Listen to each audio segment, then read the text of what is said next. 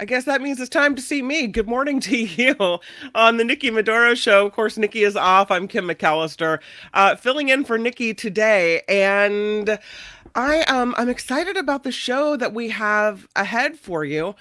First of all, if you could like it, like the show, click the like button. I'd so appreciate it. Also, subscribe to it would be wonderful. Share it if you could.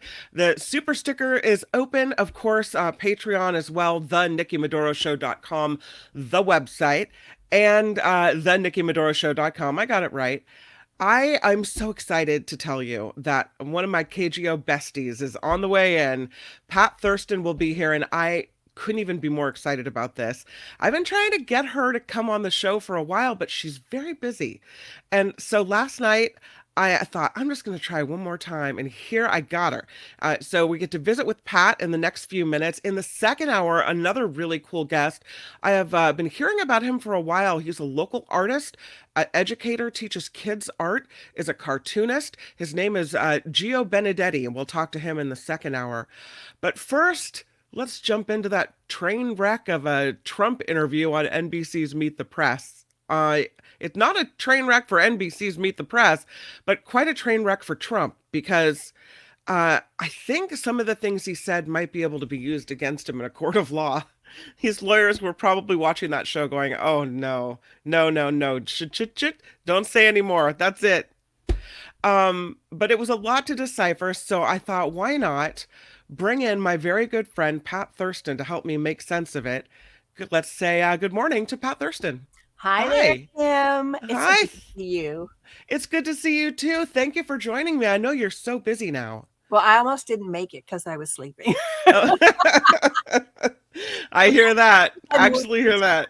and I'll work until 2 in the morning. And so, I try to sleep in on those days. How are you feeling? Everything okay? Yeah, good. I don't know if I told you or not, but I had a horrible bout of COVID. Yeah. I went, okay, so my kids now, my triplets, Mhm. they're 20 years old and they're all in college. Yeah. When my kids want me to do something with them, when they want me to play with them, I am so excited about it. So Yeah. Sophie has introduced me, and I've told Mark Thompson about this. Yeah. Sophie's introduced me to K-pop, and Yeah. I have a favorite K-pop band, and I just love them, and I know all the members, and I just adore them. They're just amazing people, and the music is fantastic. The music videos are just superb. And so there's a big convention that happens in Los Angeles. It's called KCON, and it's the biggest K-pop event in the world.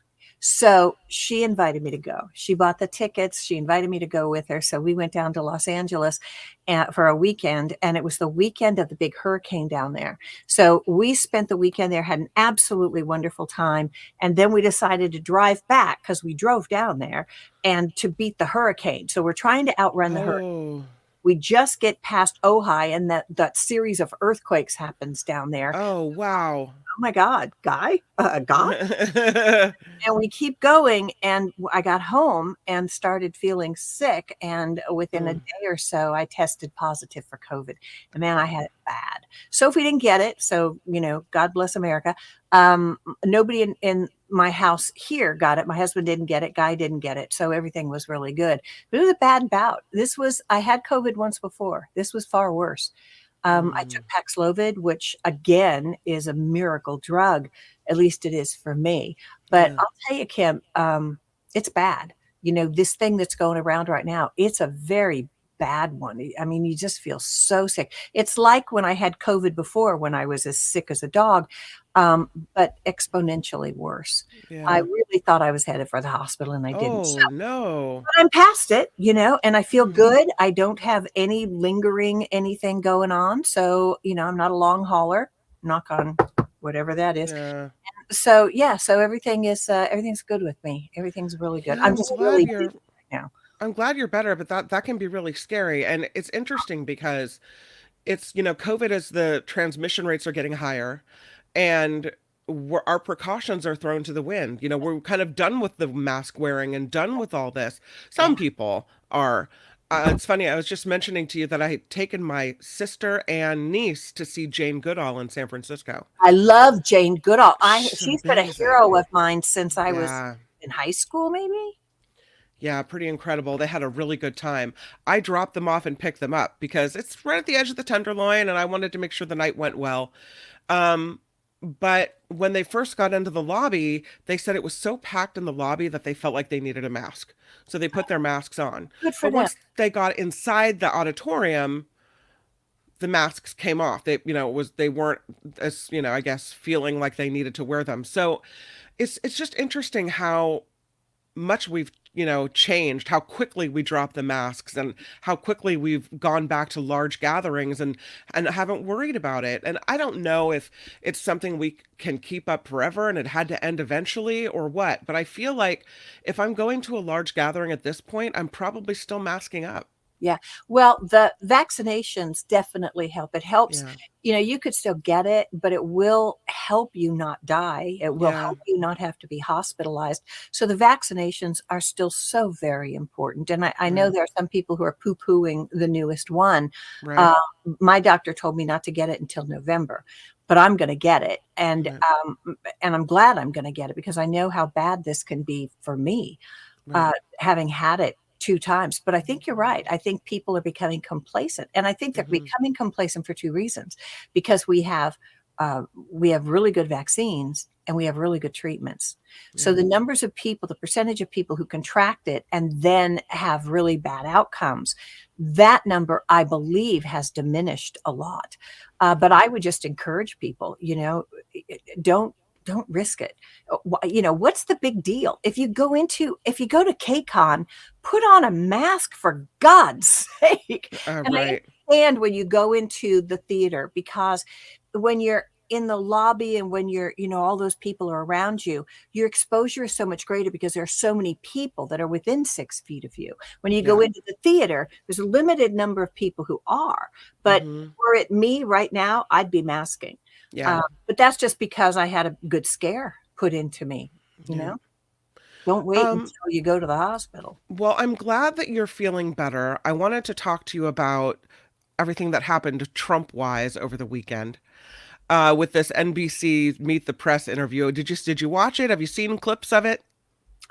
I think I've seen clips of it. I really have been so busy, and it's not like me not to pay attention to the news. Yep. I do pay attention. I mean, it's kind of what I do now. But yeah, but I didn't watch it. Yeah, I'm pretty sure. Oh yeah, it's Nancy Well, Pelosi. I did not so see Nancy let Pelosi. me tell you what he said about Nancy. Trump comes on to NBC's Meet the Press He and he calls her says, Nancy, because Nancy, that was his nickname for her. Nancy. He comes on to NBC's Meet the Press and he says it's Nancy Pelosi's fault January 6th, because he says it was her call as to whether to bring in 10,000 National Guard troops or not, and she chose not to. Okay. First of all, Nancy Pelosi has no overseeing powers of the Capitol Police. She begged the president to send in help, and he didn't. It was one lie of many. But here is Nancy Pelosi responding to Trump. The former president of the United States, Donald Trump, on Meet the Press, says this, and I'm quoting him directly. Nancy Pelosi is responsible for January 6th. He is blaming you for the attack on the Capitol that he instigated. Your response? Well, the former occupant of the White House has always been about projection. He knows he's responsible for that, so he projects it onto others. His instigation of an insurrection, an assault on our Constitution the day we were supposed to approve and we did, the work of the Electoral College, the results of the Electoral College, the assault on the Capitol building, the assault on the Constitution, the assault on our democracy. Shame on him. However, he always projects. Now, he used to say, well, she turned down my troops. No, we begged him. Chuck Schumer and I begged him to send the troops again and again. His Secretary of the Army, McCarthy, another McCarthy, and acting Secretary of Defense just made it, there are too many obstacles, it's bureaucratic, it's this, we can't do it. They know their exposure, so they project. And so he's Yeah. Well, Uh, she's right on so many counts. First of all, I want to applaud her for not using his name. The former occupant of the White House. That was very clever, and that's the right way to do it because we really don't want to continue to say his name. He loves that. He loves his name being mentioned no matter what. But she's right, not only that he was the instigator, not only that she didn't have the power to do that, not only the damage that was done by the Secretary of the Army, the people who really did have the power, but the first thing I thought of when he was putting the blame on her were those people who were roaming the hallways in Hunt. Yep. She was their prey. Above everybody else that they were seeking out, Nancy Pelosi was prey. Now, AOC, maybe that would have been, the cherry on top of the sundae. Nancy Pelosi was who they wanted. They were hunting her. Her staff members who didn't get out were hiding under their desks in a locked office because they were so fearful for their lives. And don't forget that Yahoo who was in her office damaging things, putting his feet on her desk, stealing documents. Now he ended up with a prison sentence, I believe. But that is just one of the most offensive things. And there's so many offensive things that comes out of his mouth, but that is truly offensive. Something else he said on this interview, and I think this is where his lawyers were probably going, oh God, he isn't. He said that it was his decision to basically to try to overturn the election. He said, I hired some lawyers. They gave me advice I didn't want, basically they told me what I didn't want to hear, right? So he went with the people he did want to hear. He said, sometimes you hire lawyers, but they're not very good. So I didn't listen to them. I did listen to some other people, but what he said was, it was my decision, but I listened to some people. It was my decision to try to overturn the election, but I listened to some other people. Did he use the word overturn? He was asked. He said the former president, didn't listen to his attorneys who told him he had lost the election because he didn't respect them. And he respected many others that did say the election, quote, respected many others that said the election was rigged. Quote, I was listening to different people, and when I added it up, the election was rigged. He said, you know who I listened to? Myself. I saw what happened. Okay. Uh-huh. And so he said, when asked, it was my decision, but I listened to some people.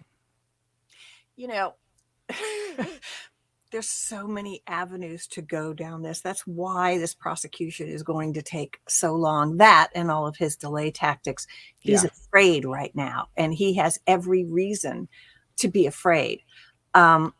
One of the problems that he's going to face too is he listened to himself, but the people who actually knew, people like Brad Raffensperger, who had actually looked at all of the claims that he had made and knew that those claims were false. When he was talking with Donald Trump, so he had the opportunity to set the record straight, and he did. Over and over again, he told him, no, Mr. President, that's not right. This is what actually happened. He doesn't pay attention to that. He doesn't even listen to that. And I think that's where it's not just that Trump truly believed, which so many people say, it's that he was willfully ignorant. I don't believe he ever believed it in the first place. I think that he's just such a liar in every cell of his body that this was a real attempt at a coup, at a fraud. Yep.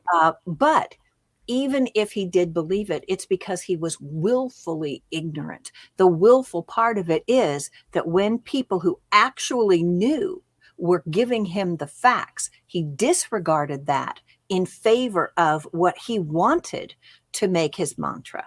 And those things were not backed up by any fact. None. No They facts were made at all. up. They were just made up. I mean, look at poor Ruby Freeman and her daughter. Look at what happened. Yeah. And Donald Trump actually mentioned their names. I mean, what he did to them was just unconscionable. These volunteers And, and Rudy Giuliani too. Rudy Giuliani's the one who kind of started this whole thing, that they were passing around a thumb drive. It was ginger gum or a I know. ginger mint or Yeah. something like that. I mean, Yeah. oh my God, you irresponsible idiot.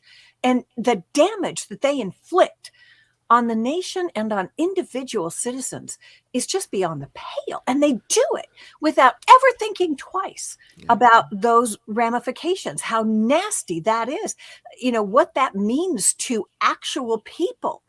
That's evil. That is evil. That is, absolute positive evil that is emanating from people who are willing to do that, to destroy people's lives. There were so many lies in this interview, they couldn't refute them all fast enough. So some slipped through. Among them, Well, I don't think they tried hard enough to refute. it's probably true. And they're being criticized for it. Not have let them slip through. And, they should have stopped. They should have had the opportunity to refute each one instead of letting him railroad over people. Now, when he gets, this is one of the, I'll let you continue in a second, but No, it just please. occurs to me. This is one of the things that I want to watch. And I don't know that there are going to be cameras in the courtroom. I kind of think that they're going to say no. I think it's going to be a Supreme Court decision, and there are too many people on the court who want to protect him. But when he tries to do that in a court of law, if he does testify, which I think his lawyers will advise him not to do, but he's so arrogant that he may actually take the stand. If they ask him questions and he starts going off with all this stuff and going on these tangents, they're going to get him under control. He's not going to be able to get away with that. If he continues it, he's going to be found in contempt and he's going to be put into a cell. So I'm anxious to watch that, because I want to see how the judge is going to control that courtroom and how the prosecutor is going to respond when Trump starts spewing his lies and vindictive. Is that the word I want? Vindictiveness? The vitriol. Yeah.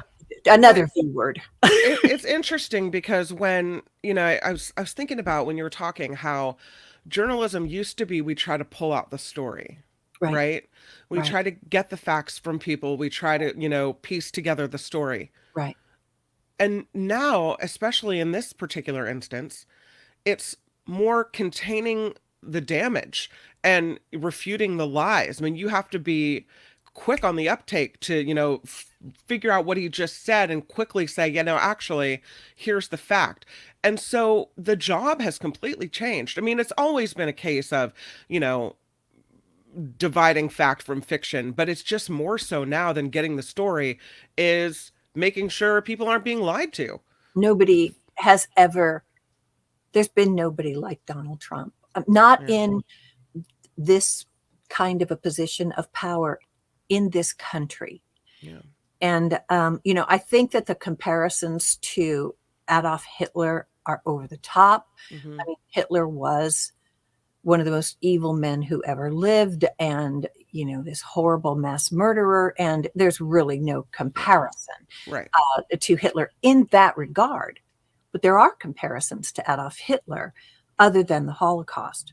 And those comparisons have to do with the ongoing lies, his ability to enrage his base, the people who are listening to him, to carry out actions against people that previous in these individuals' lives would have just been, unthought of. They would have been something that they never would have carried out. They never would have done.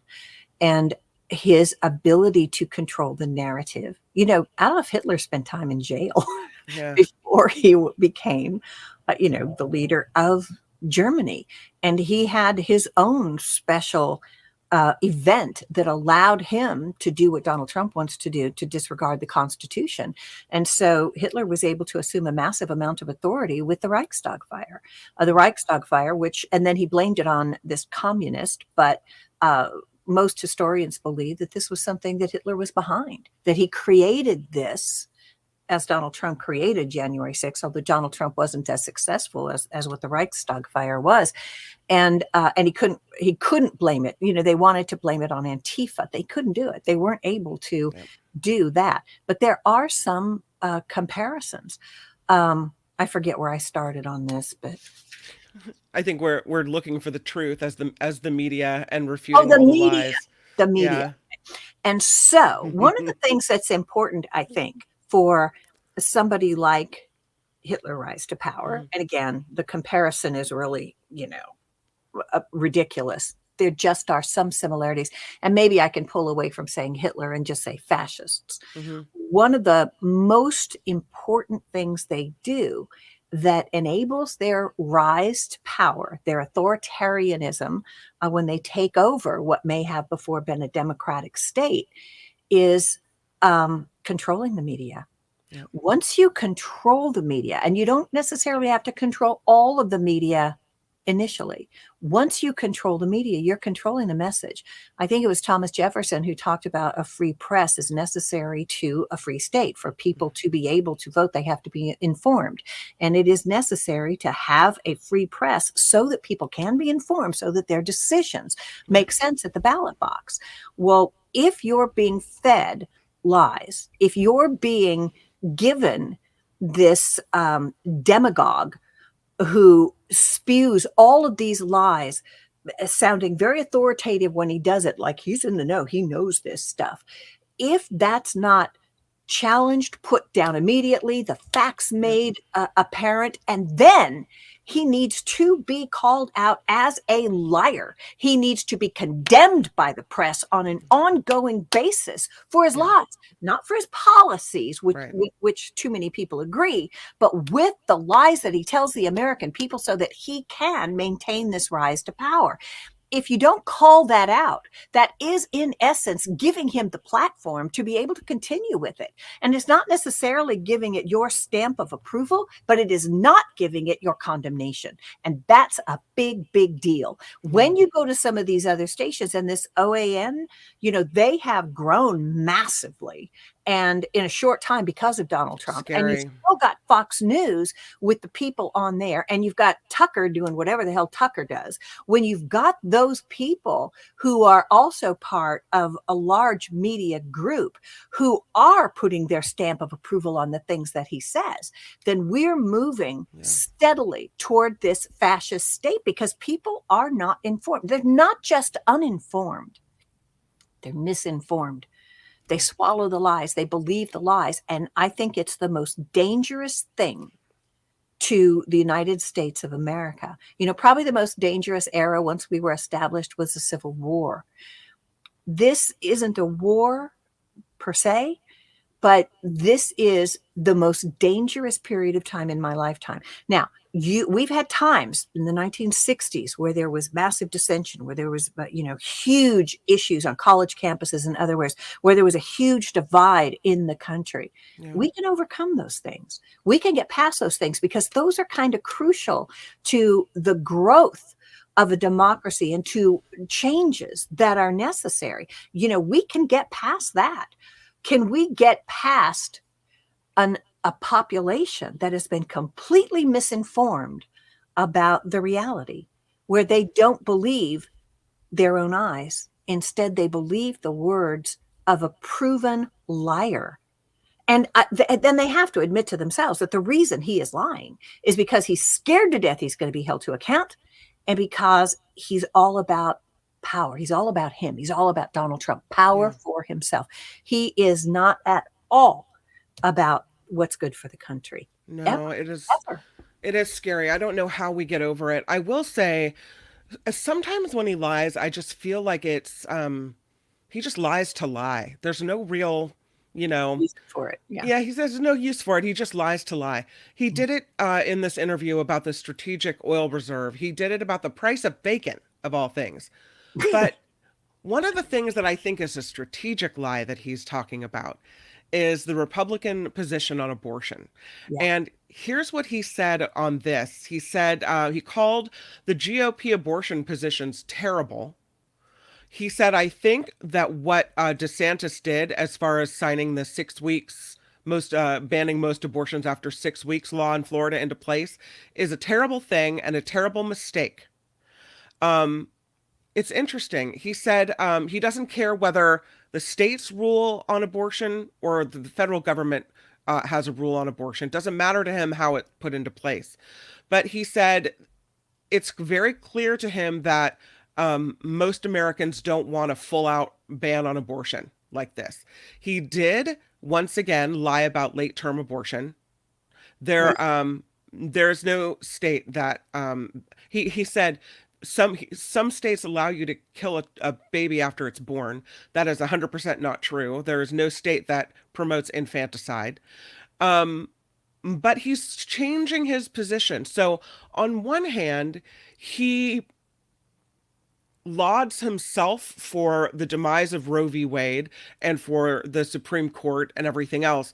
Now, on the other hand, he's kind of stepping a little bit away from that. And Right. I feel like it's because he knows that he's trying to win this election and he has to soften his approach to Yeah. when it comes to abortion. Well, you So, used the right word when you began talking about it, that it's a strategic lie. right, If you pay attention to Donald Trump over the years, he was actually pro-choice. He was actually a Democrat too. right. He didn't care. Pro-choice. He was a Democrat. And then when he was running, I think it was when he was running the first time, when he was talking about women's right to control their own bodies, he had taken the turn and now became what they call pro-life, but they're not pro-life. He said that he was asked the question, if a woman has an abortion, should she face penalties under the law? And he said yes. So women should go to jail if they terminate a pregnancy. Of course, he thinks doctors should go to jail if they terminate a pregnancy. And, maybe he thinks they should be charged with murder. I'm not sure. But he doesn't. That's one of the things about Donald Trump. When it comes to actual issues, he is strategic. Now, in some cases, just a bigot and he's a misogynist. In some cases, that's the absolute fact. But in other cases, and this is a hot button issue, and this is one where he knows that women in America do not want the right to control your body and to terminate a pregnancy. They do not want that right to be taken away. He also contradicts himself, because if he says, I want the states to be able to make the determination, then who is he to condemn what a state does if they establish a 6-week rule? So, you're going to have to come down on one side or the other. You're going to have to make clear what it is you actually do support and what you don't support, but never believe him, because he's only saying it because he believes it's going to get more people to go out and vote for him. Yeah. So the other thing that I know I've talked with a lot of people about this, I can't adequately answer the question, is he's a liar. He's power hungry. He has fascistic ambitions. He's in Putin's pocket. He's in Xi's pocket. His children have benefited from his position at the White House so much more than Hunter Biden was able to use his father's name to benefit him, even though Joe Biden did nothing personally in order to peddle his influence. Joe Biden did nothing, even though I do believe that Hunter Biden used his name to try to, get people to think that he was more important than what he was. But the Trump children actually did. So the thing that gets me are the Trump supporters. He's a liar. He's a demagogue. He wants to establish the royal family of Trump. He wants to control everything. He wants to abolish the Constitution. He wants to, give him no term limits for if your name is Trump. He wants Ivanka to follow him into the White House. He wants all of these things. He told, and it is documented, he told tens of thousands of lies while he was in office. And yet the Republicans who support him still support him. This is what I don't understand. And it could be that thing about, watching the wrong media, paying attention to the people who are peddling the lies, who are putting their stamp of approval on the lies. It could be as simple as that. Yeah. I think it's something more deep rooted. I think there are people, and there have been in every fascist state. I think there are people who don't want us to have a democracy, who don't believe in the people being the determinants of what our future is going to be. There are people who want to live in a fascist state, who believe it's going to I don't think they're that deep of thinkers, Pat. I don't think they've really considered the type of state they want to live in. I think they just see a guy who, looks white like them and, is for guns and beer drinking and allowing me to do the things I want to do and yeah to this and that's they're not thinking about, democracy and what it means for America. They're thinking about it's our time to do what we want. That's it. right. Like you didn't have that time for a couple hundred years. Exactly. You know, earlier when we were talking about how he just lies and lies and people don't stop him and, tell him the truth. And you were talking about the difficulty of being able to fact check him in real time. You know who could do that and who wants to do that? Gavin Newsom. Mm-hmm. Now, I've got problems with Gavin. There are things I absolutely love about Gavin Newsom. And then there are things about Gavin Newsom that I am totally befuddled by. He breaks my heart on the CPUC. That's where He absolutely does. And then his own investments. I understand that he owns businesses that are registered in Nevada, because that means incorporated in Nevada, because that means that he doesn't have to pay the taxes of California. Nevada taxes are so much lower. And as the governor, that's galling. That's galling. Well, I do think that that he co-owns businesses, so maybe it wasn't completely his choice. Yeah, well, he can divest. I mean, there are lots. Yeah, it's true. However, the things. One of the things I do love about Gavin is that he is so smart and he is so well informed, and that he can put these facts and figures in his head and he can drop them on you like that. Right. And they're accurate when he does it. He's been trying to debate Ron DeSantis, who's not about to debate him, but he really wants to debate Donald Trump. And when these lies come up, Gavin's going to do his little chuckle. And then he's going to say, well, let me inform you, Mr. Trump, about what the facts actually are. Yeah. And then he's going to lay it out. And what he lays out is going to be backed up by real hard facts and evidence. And what Donald Trump lays out is going to be petulant. It's going to be based on rumor and what people have told him and what he has surmised. Now, will that mean anything to the people? It won't mean anything to the people who are his base, who want him to be their fearless leader, who really want to live in a fascist, bigoted state. Yep. But it'll mean something to a large group of those other people, because there are good people in the Republican Party. Yep. There are people who are slowly beginning to realize, as the facts are chipping away at all of his nonsense, they're beginning to realize that they were duped. And as they're pulling away, but I'll tell you one of the issues that we have, and I'm sorry that I keep going off on tangents. One of the issues that we This is what I love about you. Come on. Well, I believe that one of our issues is Joe Biden. Yeah.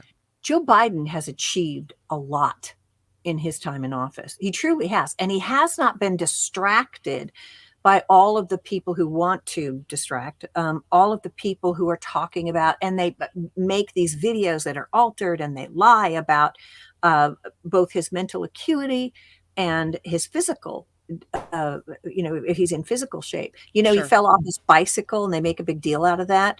Yeah. He was stopping because there were some people there that he wanted to talk to. He was stopping and his toe got caught. And if you've ever ridden a bike that has those toe guards on them, your toe can get caught in those pretty easily. I've fallen off a bike doing that too.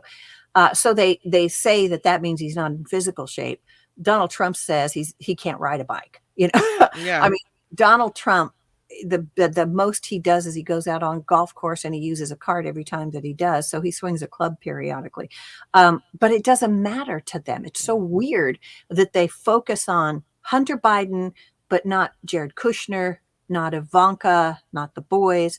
They focus on Joe Biden falling on his bike, but they don't focus on the hideous condition that Donald Trump is in. They focus on Biden's age, but they don't point out that there's only a 3-year difference in their ages. What they don't focus on they say that these trials, these charges are the politicization of the Justice Department, but they refuse to focus on what the charges actually are. Right. And they can't quite bring themselves to believe any of that, but they accuse Joe Biden of some malfeasance with his son, this influence peddling thing, when there is zero evidence against him. And there are hundreds of thousands of pages of evidence against Donald Trump. But Biden, the reason that this is an issue is because they've been successful at that. And so how do I kind of think that what needs to happen is, if Biden's going to be the candidate, I think there needs to be a real blitz to point out how much better he is than Donald Trump. But I also wonder if, and there's plenty of time to do it, I wonder if he should back out and endorse somebody else. And I don't know who the somebody would be. I don't think Gavin can win in the general. I think Gavin would be a good president, but I don't think he could win in the general. And I don't know who the right person would be.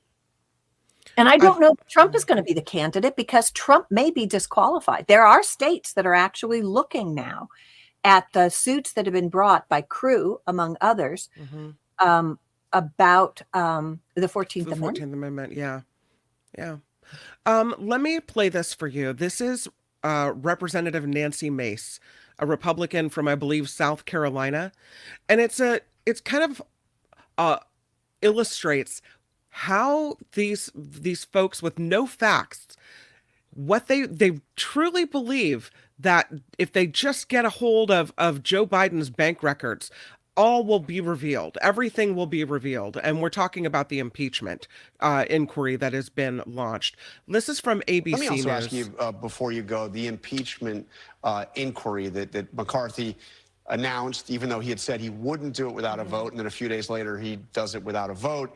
I want to read you something that Ken Buck, one of your Republican colleagues, had to say in a Washington Post op-ed of the impeachment inquiry. He said, "Impeachment is a serious matter and should have a foundation of rock-solid facts. Trump's impeachment in 2019 was a disgrace to the Constitution and is a disservice to Americans. The GOP's reprise in 2023 is no better." He says these allegations against the Biden family are part of an imagined history and a fictitious version of events. Was this premature, going all the way with an impeachment inquiry? I don't believe so. The facts are everywhere. There are text messages, there are emails, there are witnesses, there are whistleblowers, there are meetings, there are phone calls, there are dinners. And you can't say, hey, there's a little bit of smoke, we're not going to follow the fire. And the inquiry, my understanding is, as you said earlier, gives us expanded subpoena powers. I want the bank records of Joe Biden. All of that should be on the table to prove out the allegations in the SARS reports. We're talking about a significant sum of money. We are talking about bribery. And in the Constitution, Article 2, Section 4, that is the basis for impeachment. There's no evidence of bribery. There are witnesses, the 1023 form, there are, And you've been investigating. You're on the oversight. There is evidence. You can't say that there's no evidence when there is evidence. And quite frankly, there's no evidence. It was the fourth estate. It was the media and journalists when Nixon was going down that helped do that investigation, helped bring down the president when he broke the law. And you guys want to deny that there's evidence? It's everywhere, and the bank records will prove it out. All right, we will see. And the bank records will prove it out. Okay, so if you need the bank records to prove it out, there's no evidence. Exactly. It's crazy what you look at her, she believes it. Her name is Nancy Mace. I keep calling her Nancy Mack, but Nancy Mace. It's crazy. I call you Kimmy Mack. But does she expect us? She says it all with a straight face. Yeah, she's stupid. But and she always has been. But on top of that, she said, and even the thing that he read, to say that the 2019 impeachment, that was some sort of an affront to the Constitution, that's galling, because that was bipartisan. Mitt Romney voted to convict in that, because it was so obvious that Donald Trump was trying to extort the Ukrainian president to manufacture some sort of information about Hunter and Joe Biden that would help him in the next election. And so that's nonsense. When she talks about, there are witnesses and emails and phone calls, everything that they're talking about in that regard. So, Kim, I have children, you have children, Yep. And we have parents. So let's say if my dad was in a position of power, whether it was in the corporate structure or whether it was in US government, and I was somebody who really wanted to make a lot of money, and I started going after jobs, and people would say, Thurston, are you related to John Thurston? And I would say, yes, indeed, he is my father. Then, and according to the Republicans, that would be influence peddling by my dad. I mean, that's what they're essentially saying. And so one of the things is that stupid phone call they were talking about. Joe Biden loves his son with all the problems he's had. He loves his son, Hunter. And so he calls him on a regular basis. He picks up the phone. He calls his son to see how things are going. So on one of those regular phone calls, he picks up the phone. He calls his son. His son answers the phone while he's in this meeting. And his dad says, how are things going? And Hunter says, well, I'm sitting here with, and he kind of introduces the people. And Joe says, oh, hey, hi, everybody. And then terminated the phone call shortly thereafter. There was no, well, what business are we discussing? Well, what are you thinking about? Well, how about this? There was nothing at all like that. And the testimony of the witness that they are so keen on was, oh, yeah, Joe Biden did call during that meeting. No, we didn't discuss any business. And that's what they're using to say that Joe Biden was involved in influence peddling.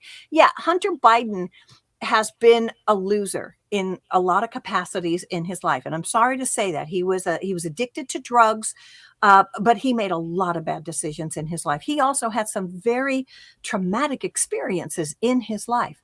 So Hunter Biden, it has this path. And did Hunter Biden break the law when it came to gun laws? And thank you, NRA, for supporting him, but you support that idiot who went into the rally and killed people. So you've got Hunter Biden did break that law, and Hunter Biden also broke the law in terms of lies on his income tax. Those are both crimes. He has since admitted the lies. He has paid for including the penalties and fees that are associated with it, with his taxes. And he had reached a plea agreement when it came to the guns.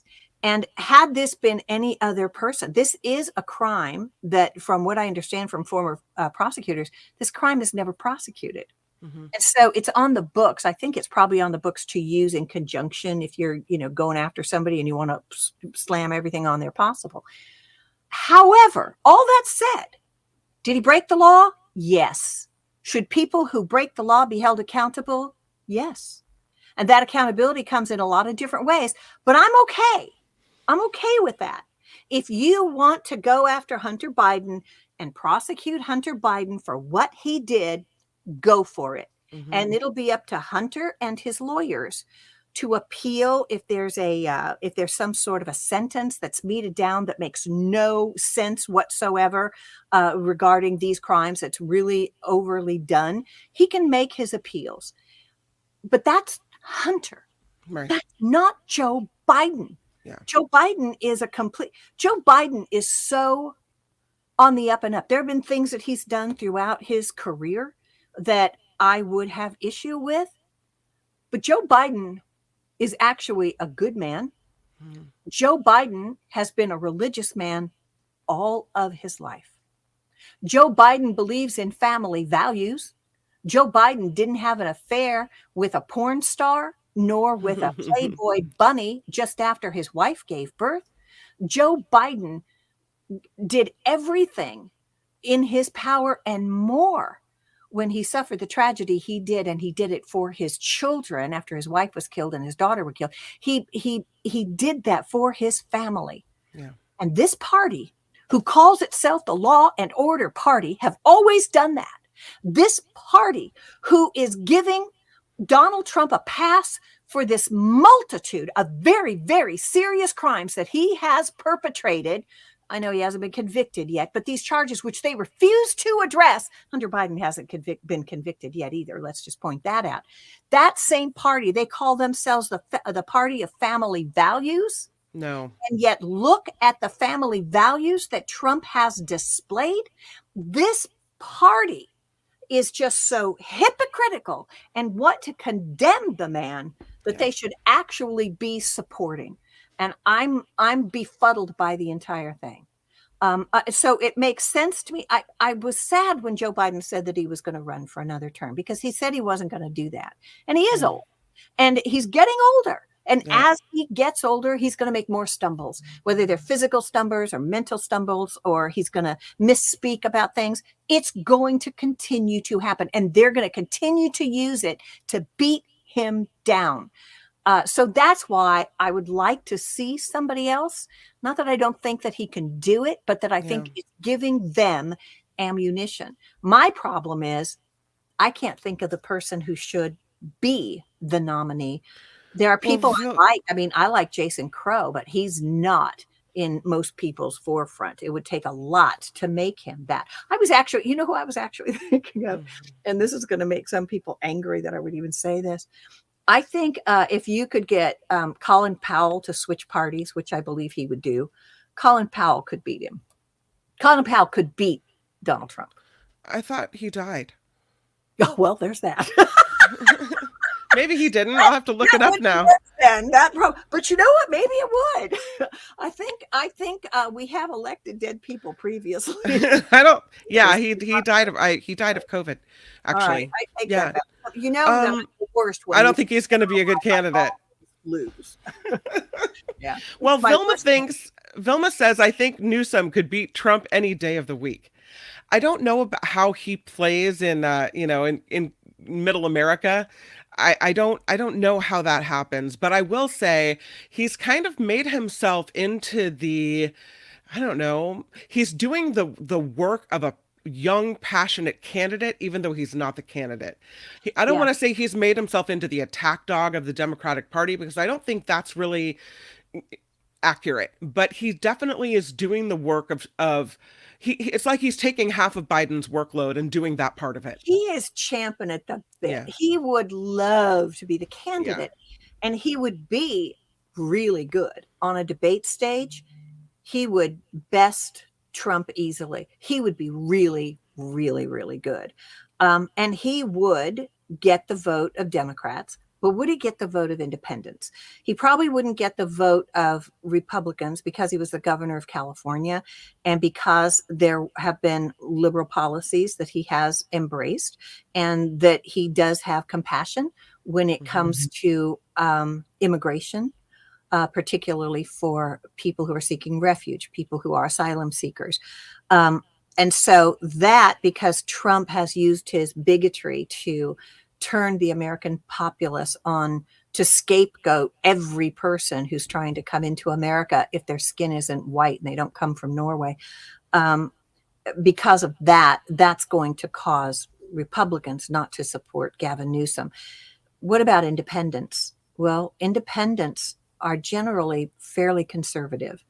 They tend to be fiscally conservative.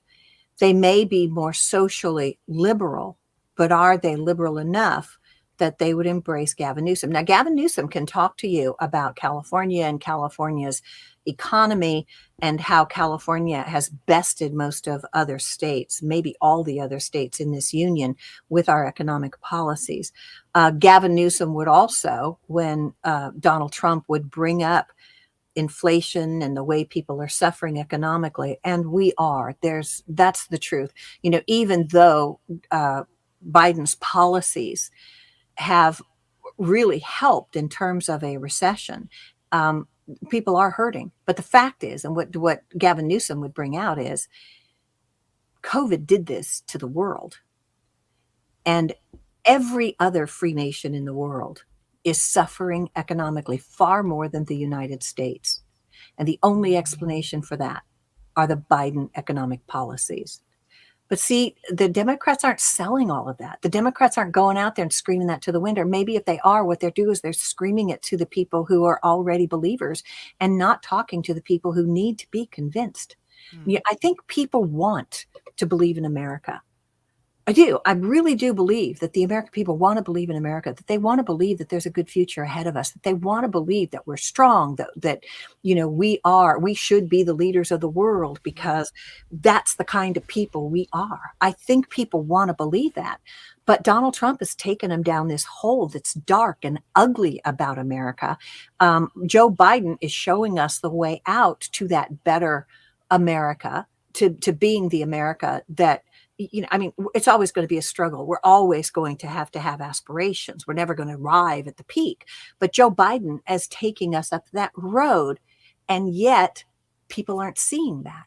Yep. And I don't know if they're more comfortable thinking in the negative way, or if they're more comfortable, or if they really have enough aspiration and hope that they want to go the other way. One of the reasons that people tend to go in the negative way is because it's easier. I can blame people. I can scapegoat people. It's not my fault. I don't have to work. And when you're going to go in the other way, there may be sacrifice. And there may be work that you have to do individually in order to get there. Let's talk about climate change. Climate change is not going to happen because Joe Biden says, okay, climate change, let's be done with it. That's not enough. It's going to take effort on every part of Americans, and it's going to take sacrifice by Americans. But if we don't do it, it'll kill us. And it is killing us. I mean, it's killing us. Look at what's happening around there. Look at what happened in Libya. Look at what's happening around the world. Look what's happening in our own country. The extreme weather that's also the frequency of these events. This is unheard of, and we need to try to put the cork back in the bottle. Yeah. Is it too late? I tend to think not. I also believe in Mother Nature. And, and I think if we give Mother Nature a chance, she can begin to heal more than we can begin to heal. But that's one of the differences. It's easy to blame everybody else and to go down this hole and embrace fascism and think that, yeah, we give this guy the power. He's going to do everything and he's going to protect us and he's going to make us better, rather than let's go into the light. Let's go into the light. It's going to be harder, but ultimately it's worth it. And ultimately you can say to yourself, I'm a good person. Yeah. We're a good nation. We do the right thing. You can't do that. In our talking about who could possibly replace President Biden, why do we discount Kamala Harris and not even bring up her name? Why do we look away from her? Is she so unliked? And for what reason is she unliked? And why don't we immediately go to her and go, well, she's the vice president. She's next in line. She's the one we should be supporting. What happened there? She's not liked. She's not liked, certainly among Republicans. She's not liked among independents. And I dare I say it, she's not liked all that much by Democrats. Here's if I go on a visceral level, I'll tell you what I think of Kamala Harris. First of all, there were things that she did as Attorney General and as the DA that I don't like, that I didn't like, that I still hold against her. But let's just talk about her as a person. When she takes the stage and when she's talking about something that's serious, about which she has knowledge, she's really good. She's really good. I mean, she is really good. We saw her kill it as a senator. When someone would come before her in a hearing or committee and, she would go right after it, get to the heart of the matter. I have to say, I was disappointed with her. She was on the judiciary, right? And during some of these hearings, I was disappointed. I expected her to be like a prosecutor. And the person who was more like a prosecutor, who I think has done the best job in these hearings, is actually AOC. But the thing that I think is off-putting about Kamala is when she tries to be cute. Nobody wants a president who's cute. You can be funny. Obama was really funny. I mean, I think he was the funniest president of all time. he was also extremely smart, and he also knew how to read an audience. He also knew that when he was talking about things, he had to be very serious, except when he came to these laugh lines that he could use. Kamala tries to be cute and funny, and that, I think, is what is off-putting to people. I think that she's very smart.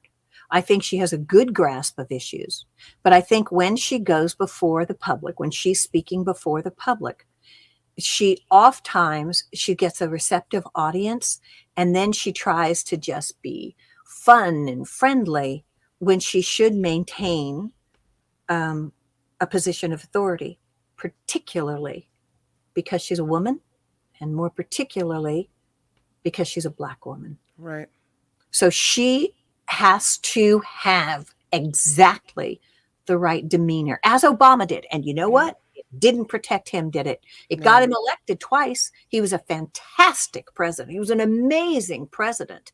But you talk with anybody from the Secret Service, and they'll tell you that they've never had as many death threats and credible death threats as they did with the entire Obama family. The hatred that emanated, and it may have opened the door to the horrid bigots in this country feeling enough empowerment, feeling enabled to be able to come out openly with their bigotry that they would share with so many of the American people, and Donald Trump in particular. And in the chat, she's being called out for the giggling. Right, that's what I mean. Yeah, I don't know. I mean, the lady Beatrice said earlier that it's racism and it's sexism, and that's what it is. She said women should be allowed to be funny without being called out for trying to be cute. There's a difference, though. There's a difference. And again, I go back to Barack Obama. And when Barack Obama was funny, he was funny, but you didn't find him doing it. And this is my impression, is that I think that she tries to be cute. And I think that's fine and dandy for any woman, for any man, for anybody. But not if you're the president, or not if you have presidential aspirations. And again, when she's serious, she's great. And sometimes when she's serious, she does what Obama did. And she will say something. She'll have a line that's right there, that's funny and that's good, and she'll smile and she'll move on. It is the giggle that tends to put people off. Now, you can say that shouldn't happen. You know, if she's competent, if she's capable, that shouldn't happen. And you're right. But it does happen. One of the things people tend to look to a president for is, are they presidential? Now, I would say Donald Trump is the outlier. There are people who say that it's not, because he assumes this powerful presence, before his audiences. And, is that presidential? To my mind, no. I think he's a buffoon. I think that he's more like Mussolini. But Mussolini was also very popular with a lot of Italians. So, there's just a presence that, and you know what? Hillary Clinton had the presence. Yeah. Hillary she had her own baggage that people would bring up, and they would condemn her for, and that's all fair game in politics. I get that. But when Hillary Clinton spoke, and she spoke seriously, she was smart. She knew what she was talking about. And I'm not saying she's smarter than Kamala. I don't think she is, but she presented it, and she presented herself in a way that was presidential. I feel like, though, even with Hillary Clinton, we judge women differently. We expect them to be this, exact, perfect mix of your voice isn't too deep and it's not too high, and, you're not too beautiful, but you're not ugly, and you're not too, like, this perfect pinpoint. And men aren't judged this way. Nope. And no woman is ever going to be perfect like that. No one. No, you are absolutely 100% right. That is absolutely true. And you could have said the same about a Black candidate too. Yeah. That a Black candidate was going to have to be absolutely perfect. And thank God Obama was. Yeah. But, if he wasn't, he wouldn't have been elected. Possibly. I mean, I don't know. I just think he was so good, and he came after W. And so that made everything about him so much more exceptional. But, Hillary was good. I think Hillary's issues were because Trump was so unique. Nobody knew what to expect at the time. And Hillary had baggage. She had a husband who had been president and who was impeached. Is that fair to hold that against her? No. Mm-hmm. But it's what people tend to do, especially if you're a Democrat. But she had her own issues with some of the things that she did and said when she before she was in the Senate and when she was in the Senate, when Bill was president, policies that she opined on, which made people not support her. Black voters were not keen on Hillary Clinton. Yeah. In part because of Bill Clinton's policies, which she jumped aboard and supported. So, Hillary had her own set of problems. But you're right. Yeah. Women always, always have to be better in every regard, in ways that we would never hold a man to. We just have different standards in this country, and it's a dirty damn shame, but it's the absolute truth.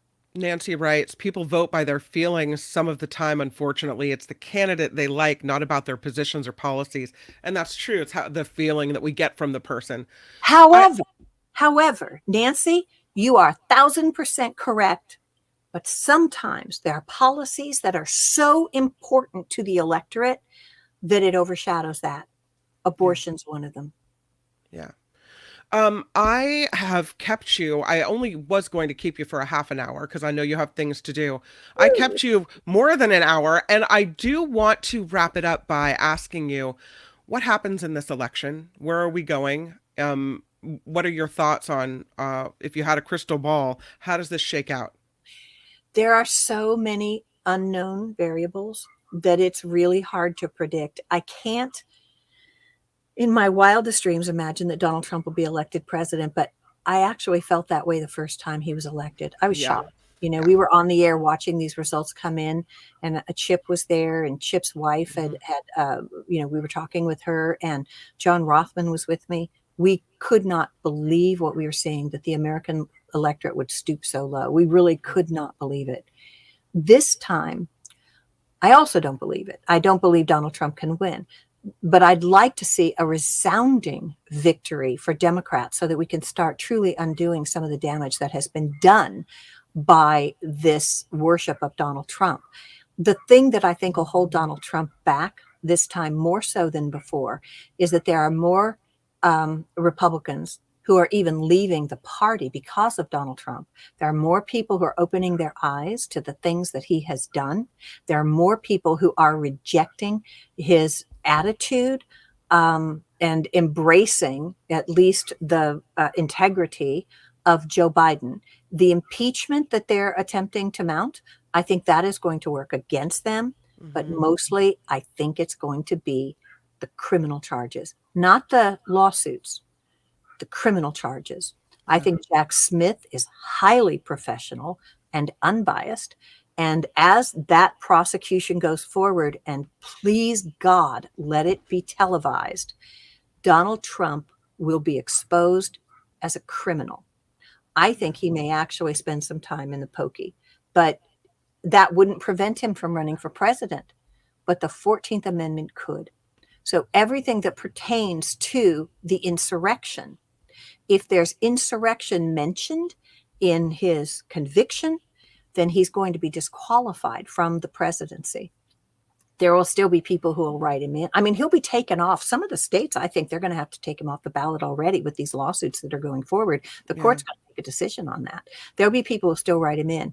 But I still believe that the majority of the American people do not want a convicted criminal in the White House. Certainly not one who has attempted to overthrow the government of the United States and who has stated that he wants to throw out the Constitution of the United States. And that's not being stated enough around this country. When you think about what could happen, it's really, really scary. I'm getting so many comments from people who want you on the show more often. Pat, we miss you. Pat, we need to hear from you more often. Ren wants you to come back all the time. We need to hear from Pat more often, writes Liz. People are missing you. People are loving hearing your opinions and your voice today. Yeah, Ren writing, Pat, please come back again soon. John, love hearing from Pat. So thank you for being here, Pat. People are missing you. People are loving hearing you again, and I miss hanging out with you. So thank you.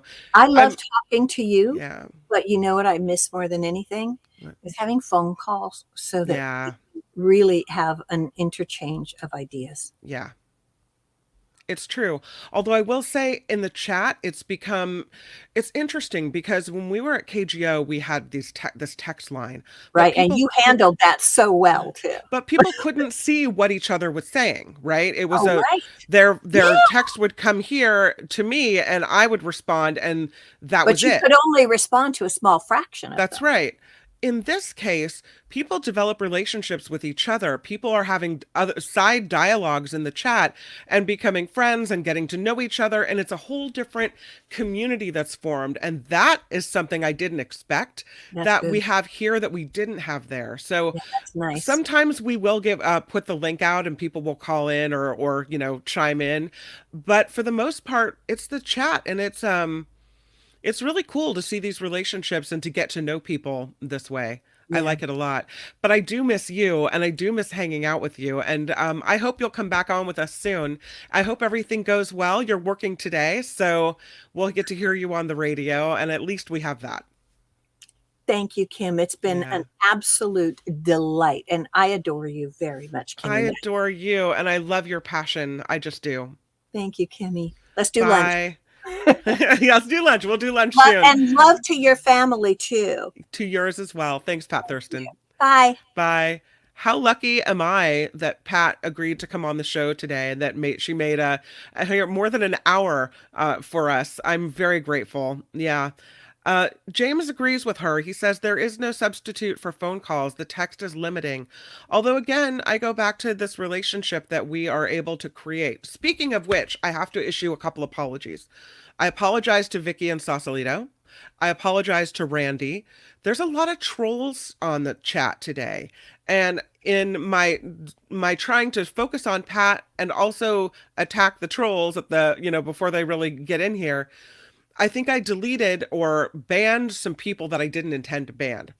In order for me to fix it, I have to go into YouTube to unban people. So that's going to take me a minute. So to Vicky and Sausalito and to Randy, I will fix it. It'll take me probably after the show to do it, or I'll have to get Nikki to do it. So thank you very much. I appreciate that. For your patience, and I'm very, very sorry that I made that mistake. Yes, Square, thank you. I'm so grateful that she could come on with us. I love it. Walnut Creek Adult Softball, thank you for your nice comments. I appreciate it. Yeah. And John also says, yeah, I do agree the text community is a good thing as well. When I'm not banning people that don't need to be banned, yes, absolutely. All right, I'm going to do a little bit of news. I have a great guest coming up. His name is Gio Benedetti. He is an artist. He is also cartoonist. That's also an artist. He's an educator. I learned this week, and he's also a musician, and he's got a new project coming up. So he will be along in about 15 or so minutes. We'll talk to him. But I do want to do a little bit of news because I've been remiss. I saw Pat in the waiting room and brought her on immediately. I miss her, so I wanted to hear what she has to say. And there's something about that passion that she has. When she starts going on a tangent, it's really good. All right, but right now, let's do a little bit of news. Now, from around the world to up your street, the Nikki Medoro Show presents News Czar Kim McAllister. There is a person of interest detained in connection to the shooting death of a sheriff's deputy in Palmdale, California. A candlelight vigil was held last night for Los Angeles County Sheriff's Deputy Ryan. Now, from around the world to up your... That's what happens when you're by yourself. My apologies.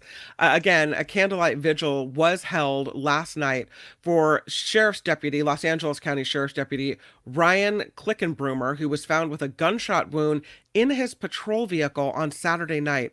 Sheriff's officials are saying they don't know if the deputy was targeted or if he was just killed because he's a law enforcement officer. So the investigation continues. There are 5 Americans who were imprisoned in Iran, and they are now headed home. The U.S. agreed to a deal that will give Iran access to $6 billion of its own oil revenue that the United States had frozen through sanctions. Republicans have accused President Biden of paying ransom to a known state sponsor of terrorism. But these 5 Americans are on their way home. Hunter Biden is suing the IRS. The son of President Biden alleges the IRS agents illegally disclosed his tax return information. This comes just days after Hunter Biden was indicted on federal gun charges. And Arizona Governor Katie Hobbs is calling for federal action on border security. Hobbs was joined by border communities last week in calling for Congress and the Biden administration to provide security at the southern border. She made the push as the federal government faces a shutdown at the end of the month. We'll see if that happens.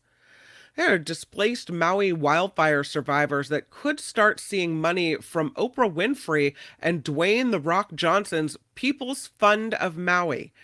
Johnson says people who signed up should start getting $1,200 monthly payments this week. More than 2,000 people have been approved for this fund so far. What good work they're doing there. The Emmy Awards will not be taking place tonight. The 75th Annual Primetime Awards show postponed until January 15th because of the ongoing writers and actors strikes. It is the first time the ceremony has been delayed since the terrorist attacks of September 11th, 2001. So to have them delayed again is quite a thing. Parts of Florida's Disney World temporarily closed because of a bear sighting in Florida. Florida Fish and Wildlife saying officers are working to capture and relocate the bear. Several attractions at the park are currently closed because a bear apparently is in Disney World. And so, speaking of Florida, another story for you. There's still a lot of nostalgia for the 90s. Fans of the 1990s gathered yesterday at the Tampa Convention Center for 90s Con. I think we'll have a con for anything, right? The event featured stars of the 1990s TV shows like Saved by the Bell, Beverly Hills 90210. The Backstreet Boys were there, NSYNC was there, quite a to-do. Attendees dressed like their favorite characters from these shows, plus movies like Clueless. Apparently 90s Con, a big success in Florida. And a Texas woman is celebrating her completion of a Disney-themed jigsaw puzzle after more than 3 years. Emily Seidel, as a 29-year-old puzzle enthusiast, started assembling this 40,000-piece puzzle in February of 2020, just before the pandemic came to town. The finished puzzle, 20 feet long by 6 feet wide, and apparently it's a big celebration in Texas because it is finished. This report is sponsored by you, means we rely on you to help crowdfund the show. You can find us at thenikkimedoroshow.com, thenikkimedoroshow.com if you're looking for the Patreon and the PayPal links. Okay, I do have some people to thank, including Jess Martinez. Thank you for the very nice comments that you've made and for the $10 super sticker. Nikki and I both really appreciate that very much. Spencer jumping in today with a $5 super sticker as well. And Luis, wonderful to see. Pat, I agree. And Luis, thank you for the $5 super sticker. So Luis, Spencer, and Jess, thank you for helping fund the show today. Much appreciated. Let us move on to, I always forget to take things down. But again, thank you for the contributions to the show. Let us move on to Drew Barrymore, because Drew has, on one hand, said she would continue her talk show, but without writers and without crossing lines and breaking the strike rules. But now she's backtracking on that. She apologized a couple of days ago and said, I have to do the show anyway. But now she's saying, nope, as a matter of fact, I've had a change of heart and I'm not going to do the show at all anymore. And I feel like she bowed to pressure. And I don't know why she wanted to go on and do her talk show during the strike in the first place, especially given the fact that she's an actress. One would have to assume she's a member of SAG-AFTRA. So I don't know what she was thinking in the first place. But now she's saying she'll be pausing production on the new season of the Drew Barrymore show until the writer's strike is done. And here's her quote. She says, "I have listened to everyone.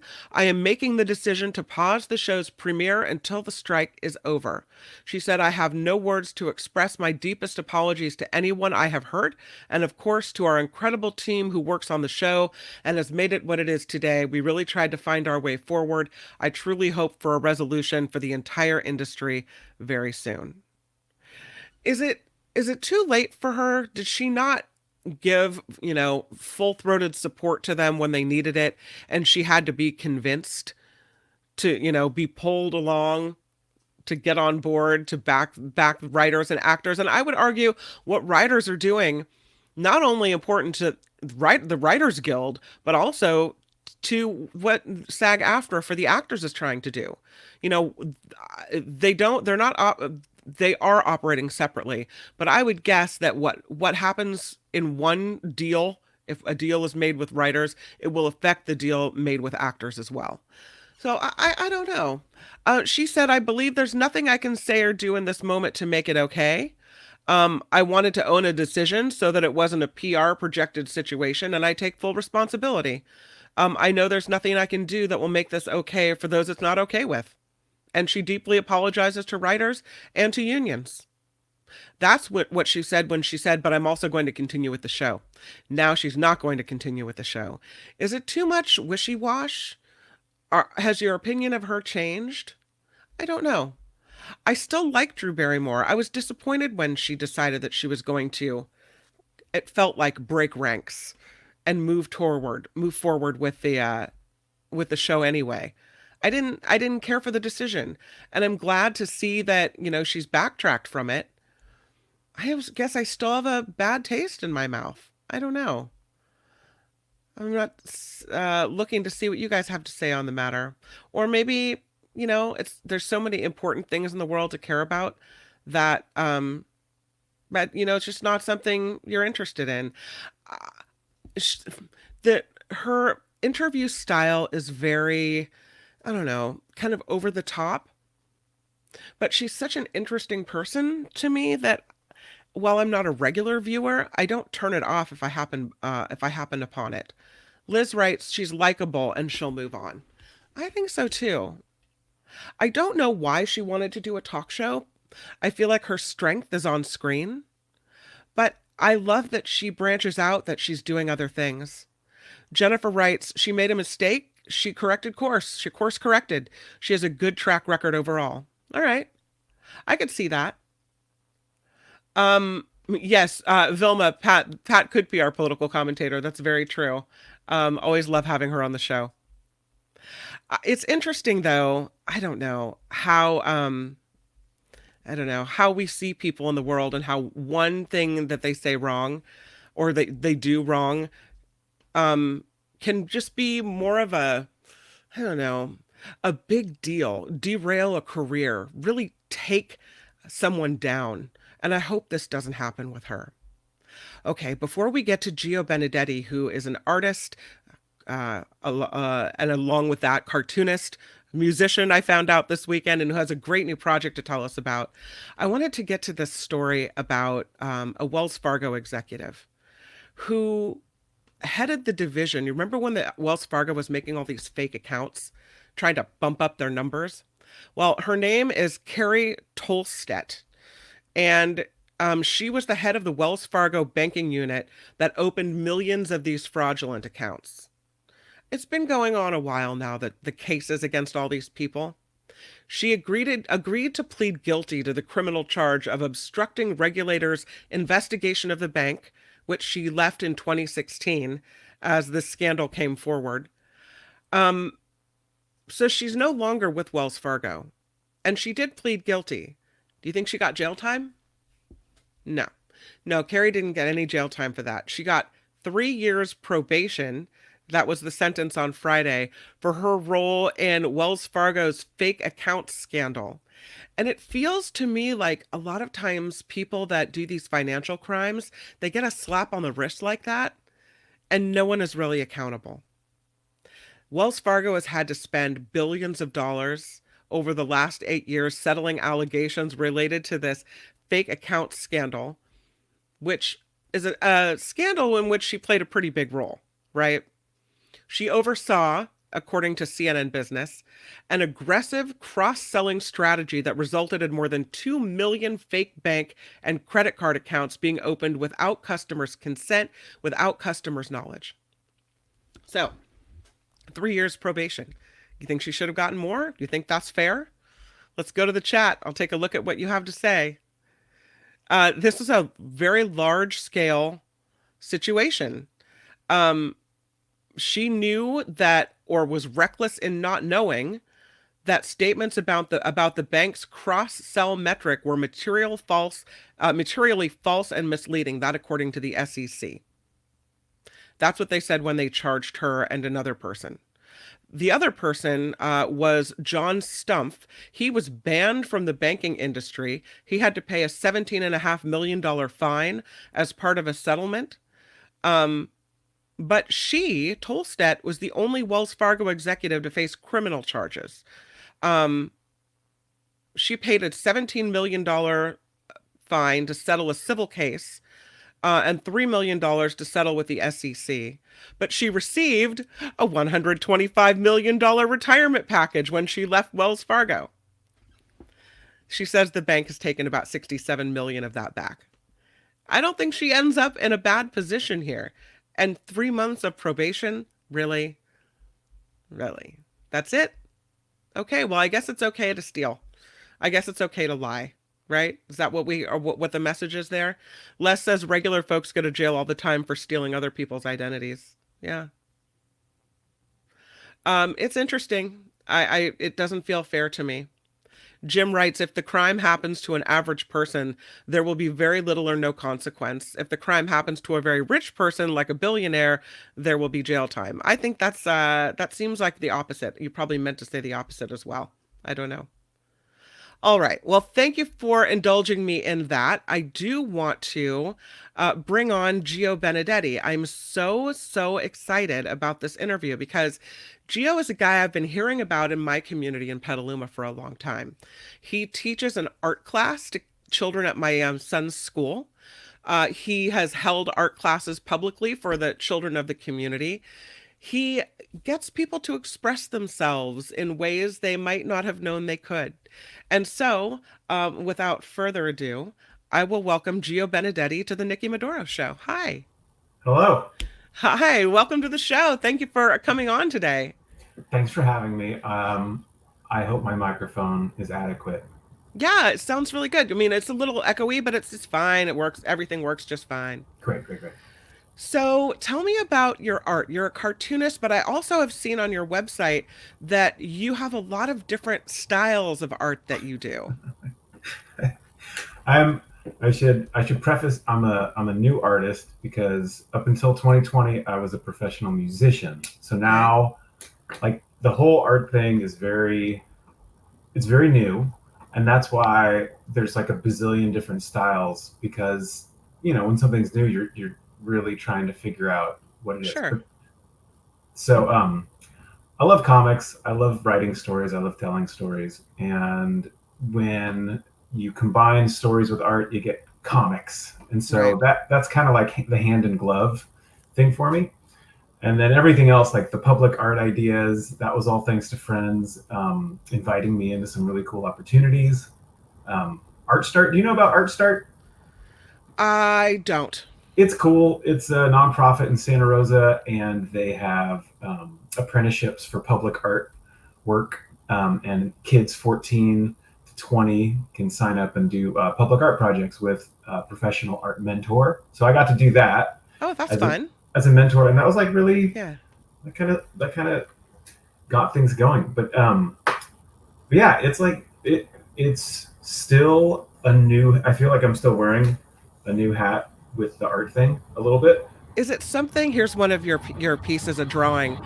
Is it something that you have been kind of had as a hobby your whole life? Yes, absolutely. So I've always drawn. And then, when I started college, I thought I was going to do art and illustration. because I fell in love with like classic American illustrators in the books that people would get me as a youth, particularly my Aunt Donna. She was like the book fairy for all of us kids. And so that was what I was going to do. And then I went to college, and I don't think I had the mindset or the patience to do art at a college level where they were like, here's the fundamentals, here's important stuff. And I was like, when do we draw dudes with swords? Because that's all I'm here for, buddy. Like, what are we doing? What's all this nonsense? So, yeah, I've always loved drawing.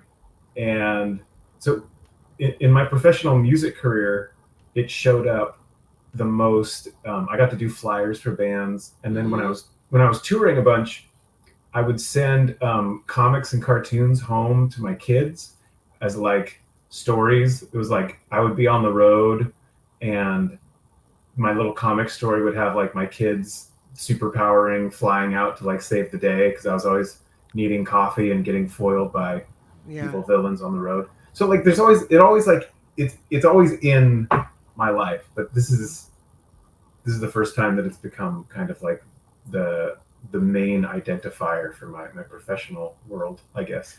What's interesting is I was reading this this article the other day, and it talked about how it's not a failure to leave one career and go to another, because all the things that we've ever learned or ever done are furthering us to the next place. So everything you learned in your music career, or everything you learned, in your past iterations, brings you to this point, and all those skills are useful to you right now.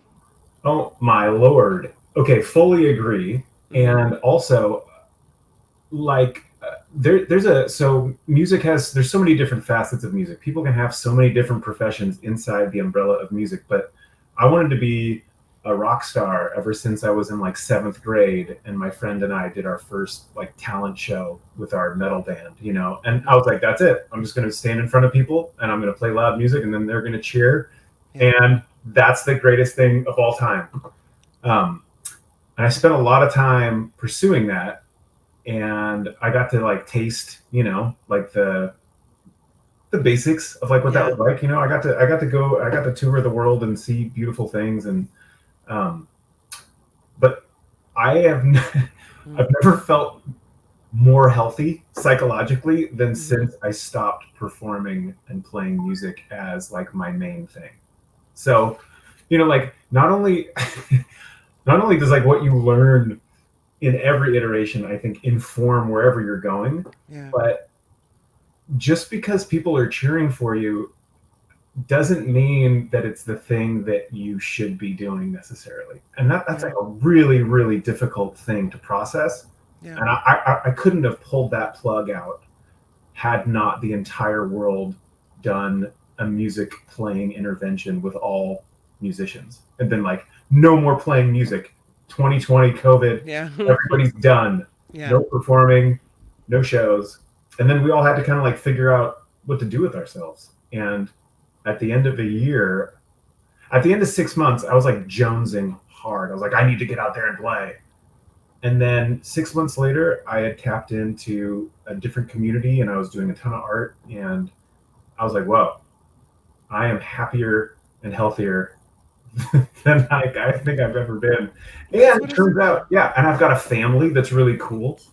That I get to spend time with now. Isn't that nice? It's like, it's crazy. So you've taken art and your own personal journey with art, but you've also kind of shared that with the kids of this community here in Petaluma. How important is it to teach kids to have a way to express themselves that is, I think a lot of kids don't use words. It takes a while to be able to express yourself verbally, right? So I wonder, how important is it to have that outlet, that artistic outlet? Well, it'd be like going up to a person, like clearly enjoying their hamburger and be like, do you think people should eat hamburgers? I'm like, yeah, I think people should eat hamburgers. They're the greatest. Because that's how I survived all of middle school and high school. Was I had things that I could go to like throw all of my feelings and emotions into. I had drawings and I had music. So, that's while I was playing music and, touring, I was also teaching. I've always been teaching. I love teaching, and I really love. There's the high school age group is the crew that I feel closest to when I am teaching, and so when I started doing art, I got tapped to be an art mentor, not because I had an art career, but because the people in that community knew me from music, and they're like, okay, we need a mentor. Gio works with kids, he can do this, and look, now he's doing all this art stuff. So I feel like the teaching part and the giving people resources to express themselves and to tell stories is almost always, it's right at the forefront of everything I do. I don't think I can overstress how important that's been to me. Like people that have given me opportunities. When I think of like how my life has been shaped, there's a lot of fallacies about people that are self-taught or people that are self-made, and that's such garbage. And you have to just go to the opportunities. You don't make opportunities. Opportunities are usually presented, and like maybe some people can just like put their head down, but there's almost always a human or a series of humans that are like paving that road. And my road has been paved by so many cool people who put opportunities for others as their priority. Yep. And it makes the biggest difference in your quality of life. So I'm just it's so valuable to give a hand up. And I was told many years ago when I started in radio that it's not the opportunity, it's what you do with the opportunity. The opportunities will come, but it's how you handle it, how you tackle it. Are you ready for the opportunity when presented? So yeah, I'm looking at your website. There's some really cool cartoon art on here. Are you writing are you writing comic books? What are you doing? That question, what am I doing? That is a great question. So I'm doing all kinds of things. I love making comics. So I have made my own comics, and some of them I've made independently. Like that little dude with the mustache, that's Volfo. This guy over here, yeah. He started as a character that I could use to kind of just like teach kids about making comics. But then, once you start a story, it needs to be, if you can't leave a story to be continued. No, you got to finish it. So that's where Volfo's at. It was a classroom example that turned into a 6-issue little teeny tiny mini zines, and it's still going. So there's that's cool. Yeah. I really like it. It's everything about it is fun. When you get to, and this is the same, like when I'm in classrooms and I see kids do this, you have an idea, and then all of a sudden, as soon as you draw that picture, even if it's just stick figures, all of it is alive. And then you're sharing it with someone next to you, and then all of a sudden they're experiencing this thing that used to live only in your head, and now it's this concrete, experienceable thing. And it's like the most magic thing that you can do, just pulling things out of the ether, manifesting them, and then sharing them. It doesn't get old. Tell me about your new project. So the new project is it's part new, part old. The Sonoma County Library and I have teamed up, and this is our second team up. Okay. And this is another piece that I have to say, because if you want to teach art in Sonoma County, there are probably lots of ways to do it. But what I think everyone in Sonoma County is realizing is that if the real estate prices go up, then the people that are showing up have more and more resources. Like there will be people with a ton of resources that can take those classes. You'll find them. And the people that don't have the resources are so much easier to leave out, because if you want to make a living teaching, you can find people that can pay whatever hourly you want, because it's a wealthier community now than it's ever been. So the library, bless their book-loving hearts, offer all of their classes free of charge. And not only the classes, but they also work to provide materials to students. So if I do classes on my own, I have to, you're working out all the math, and then you're figuring out, okay, where can I teach it? What's the overhead to rent space where I'm teaching it? Like, what do I have to charge each kid in order to show up? Every single thing just leverages out different people. And when you can work with an institution, like, so right now I'm working with the library for this project, you are making it as accessible as I think you can hope to make a thing right now. So the library funds these classes, and I get together with up to 20 kids ages 14 to 20. We all make comics. I have to make one too, so that I don't lose sight of how freaking impossible it is to make a comic, as I'm asking these kids to do the same thing. So we all make comics. They're short. They're like 5 to 10 pages. And then I collect them all, and we put it into a big, beautiful book, and we publish it. And that's going to come out in November. This is our second volume of youth-created short comics. And the batch of comics that these kids made is just amazing. It's wonderful. They're so good. So are you going around then to multiple libraries in Sonoma County, or is it just in Petaluma? How's it working out?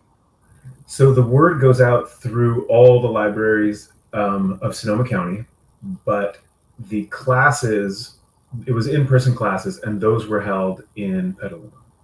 So that part is right. The transportation's always hard. The idea started in 2021 during COVID, and the first round of it we did was 100% remote when everybody was just on Zoom.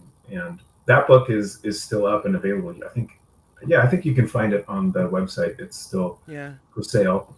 But it's so important to me. So everything has its own problems, but it's so important to me that if you are doing a thing in your community, that you can be around and see the other people who love that thing. You are your community, but if you keep it separate and everybody's in their own screens, it won't be as rich, and you don't get to feel that human to human moment of like, oh wow, I really like what you drew on that page. Oh, and you're a person. Well, let's hang out. And so I'm trying to create more of those moments and opportunities for the young folks who love comics. Well, from music to art to podcasting, you find ways to communicate with people. You have always been this person that is reaching out and finding ways to connect. I know that you're not doing the podcast now, right? Right. But tell me what that was, and what were you guys doing with that? Okay, the podcast. So I would send comics home when I was on tour, and the podcast started because when my kids were really, really little, I just love telling stories. So everything is about telling stories. And my daughter and I would just tell stories on the microphone and just make them up as we went. And then that became, when I would go out on tour, I would tell stories, long voice memo stories into the phone and send them home to my wife, who would, we'd still have story time while I was gone. And then when we're like, oh, hey, this is like a little thing. And we had the podcast was basically the easiest way for me to share those stories and have them accessible to my family. That's like all that it was. Yeah. But it became a thing. And then it became a real thing. So we're like, hey, this is fun. Yeah. And then when Petaluma launched its community radio station, KPCA, I love radio. This is fun for me. I love talking. So like when the opportunity came to pitch a show, I was like, oh my gosh, we got to do Benedettiville. That was the name of the podcast. I think it's still findable on SoundCloud is where we hosted it. And you can still find the Benedettiville podcast. We're going to do a 1 hour a week, 100% original content, stories, and goofball antics for families every Sunday. That's so fun. And so we did, and it was great. I love it. I think we did some amazing things on that podcast. We still listen to it. And the best thing, this is for every parent out there, what you have to do, no matter what, because video is great. I don't like video so much. Video is distracting. There's something about just the audio of listening to my daughter's voices when they were little, that is like magic. And so we have this year, we have a time capsule year in the life of the Benedetti family. And it's so precious. And again, you know, it's so precious to us. Sometimes I'm wondering, like, is this for anyone else? Do other people into this? But gosh, I love that we did it. Let me ask you, as somebody who's been working with kids, do you feel like, I've heard a lot of teachers say that the pandemic really hit a lot of kids hard. They're acting out in ways they didn't before. It's harder to manage a group of kids than it has been. Or is it because the subject and what you're teaching is so engrossing that you're not finding it to be the same? Sorry. It's okay. No, everybody is savage. We've gone completely feral and savage. It's hilarious. There's a whole thing here. All right. So the family institution is different than it's ever been before. I feel like it has some gravity, but that institution is, it's not as hallowed, I think, as it used to be. Everybody's kind of has it. It can still be hallowed, but rather than there being some type of centralized idea of what it means to be a family, it is exploded, right? And a family can be anything, and there's a beauty in that. But what it means is the idea of religion. Religion used to be another galvanizing institution that like everybody identified with, and that has exploded. And religion and spirituality is now like so diverse, and how it's interpreted and what people are grabbing onto is exploded.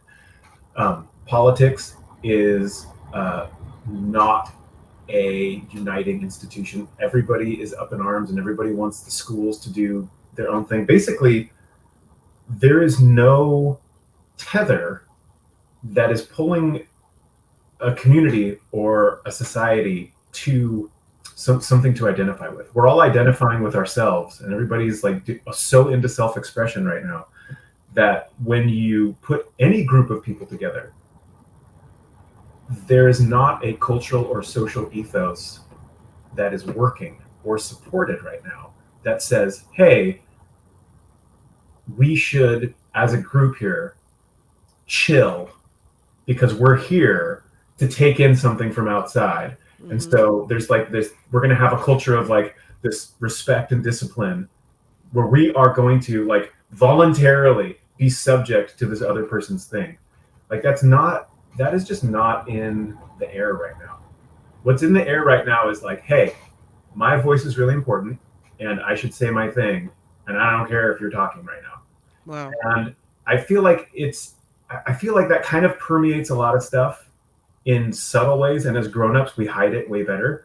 But kids show it instantly. They're just like, I'm here and I thought of a thing and now it came out of my mouth, and you're like, wow, that's amazing. And there are 5 people doing that nonstop while I'm talking and trying to show you how to draw something.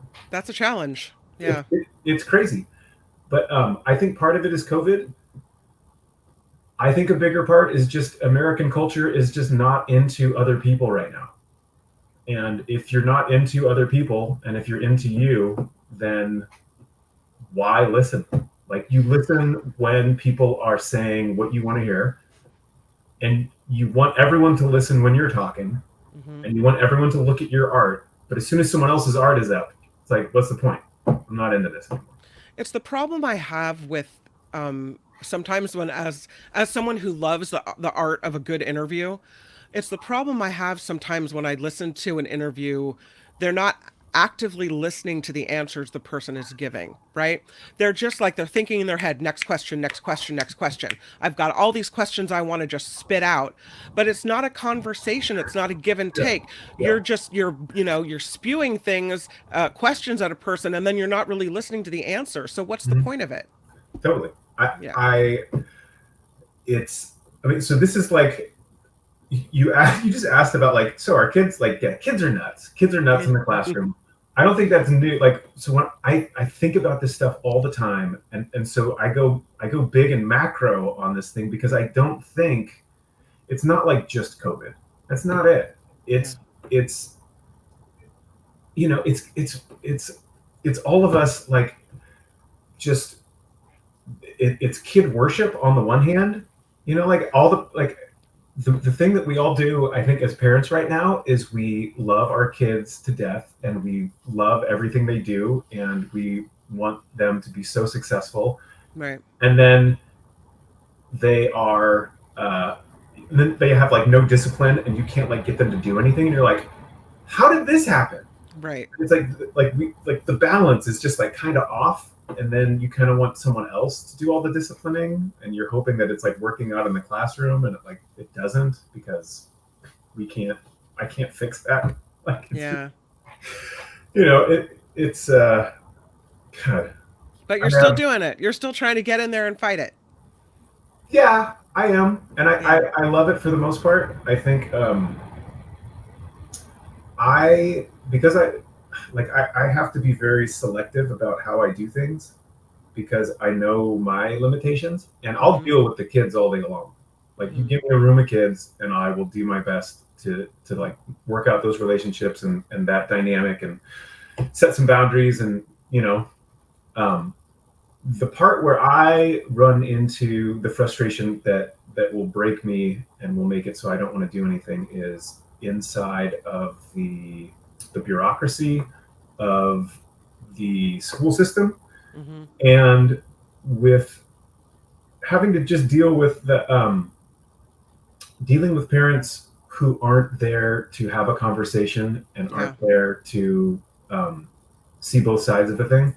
I feel like I'm a person who's pretty adept at seeing different sides of a scenario, and Not everyone is. Yeah, and I don't have tolerance. Like, the burden on teachers right now to try and manage a room full of kids, plus the invisible room full of all their parents who are like looking through the portals and are, you know, like showing up, usually in great ways. Yeah. But because I just show up for like these little sprinklings of art, you know, I'm not in those trenches, and that keeps the environment for me sweet enough where I can keep doing it and not. I'm saying all this because my wife is a classroom teacher. Oh. And so like I all the time I'm just like, we need to pay teachers more, and everybody needs to bring them coffee every day and then give them foot massages. Like, it should be like a rotating thing. Like, one parent every day should have to go give the teacher a massage. So it sounds like there's an air conditioner that popped on. I don't know. But I will say that my mom was a teacher for more than 30 years in Novato, actually, even though we live in Petaluma. And she says the hardest thing about teaching is the parents, hands down. So.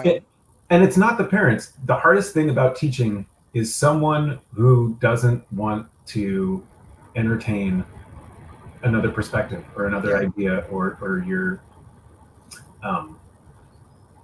you know, if you show up and you're like, hey, I've got this issue, or, you know, like, we need to work it's the we need to work together thing. It's like, look, it's a classroom of a bunch of kids. I want your kid to have the greatest experience possible. Like, we're all on the same team, but I can't just do that because there's these 29 other kids. So it's that idea of a compromise. And I feel like more and more, I feel like it's the AI mentality. And I have to say this really quick. People show up and they're like, oh, AI art, AI music, what do you think about that? And it's like, McDonald's was the first big step of Americans showing up and being like, you know what we want? We want AI. We would love it. We want it. And then big box stores. People are like, look, I don't care who's checking me out with my stuff. I just want the stuff, and I want to make sure it's there. I want it to be the same every time. I would like every human random piece of this puzzle to be eliminated. And that's like what franchise stores do. It's what big box stores do. And then all of a sudden AI is showing up. They're like, hey, AI can do writing and art. And people are like, this is crazy. You're like, no, it's not crazy. We have been trying to eliminate the randomness of humans forever. And that same mentality shows up in the classroom where it's like, look, I want my thing for my kid, and I don't care if it's at the exclusion of all the other kids. Like that means that person will be like first in line for the AI teaching thing, because it gives you your thing, only your thing, and then you can be happy with it. And I'm like, when we go on road trips, we find the weird coffee shop that like is an extra mile off the road, because you're like, oh, this is weird. Here's some people that are trying to like make a living, and it's not just the franchise thing, because we are humans, and our randomness is what makes everything fun. It's what makes the classroom super challenging. And when people show up with that understanding, and they're like, oh yeah, I get it. This is crazy. You're trying to manage 30 kids. Then that's awesome. If you show up with this demand of like, it has to be perfect for me, you're like, that's a non-starter. It's not going to be. Yeah. And so, like it's not even the parents. It really is this perspective that this group communal place will be perfect for me and my kid. It's like, we all know it won't be. We're all showing up knowing that it cannot do the thing that you want it to do by definition, because there's too many other people in there. So like, if we can just like get more of that idea out of there, it would be just so beautiful. Well, Gio Benedetti, thank you for coming on the Nikki Medoro Show. Please go to the website. It's geobenedetti.com. There's art on there. It's kind of cool to just click around and look at it all. There's also a little store on there if you see something that floats your boat. And Gio Benedetti, I wish you so much success with the teaching and the art and all of your new endeavors. You're an awesome guy. Thank you. Thanks, Kim. Thanks for having me. And I loved hearing you play music over the weekend, too. I know you're moving on to other things, but that was a real treat. It was a total pleasure. I'll play bass with my daughter playing piano anytime. That'll be my new thing. Well, I have a family full of kids that are loving music. My daughter is now in the Petaluma High School marching band, and she plays the oboe and the bassoon and the flute. And then I have Jacob, who is a little budding composer. So music is big in this house. It's beautiful. It's the best. Yeah, I love it. Thank you for being here. I hope that you'll come back sometime. I'd love to. Thanks a bunch, Kim. Thanks. Have a great afternoon. Bye. Bye. Gio Benedetti, everybody. What a treat for me to get to meet him. It's funny because I've heard his name and I've seen his classes being offered, and I've heard people talking about this really cool guy. And I hadn't had a chance to meet him until just this weekend at a piano recital.